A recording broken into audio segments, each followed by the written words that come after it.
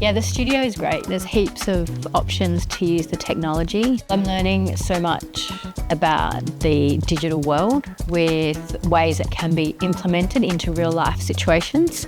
It's more hands-on compared to what I've been used to so far in terms of education. It's like where the lecturer just talks. Over here has been more practical, more hands-on, more interactive, I suppose. There's a lot of cool new tech in here, like the drawing pads and projector and stuff. Pretty cool. You can do your traditional job roles, you could do your digital effects, you could do your audio, your video editing. One of the key things that we're layering in as well is podcasting.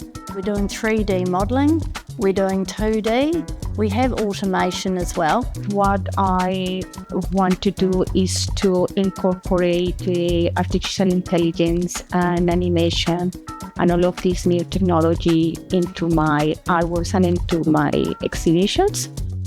I get really excited when someone turns up at 9 a.m.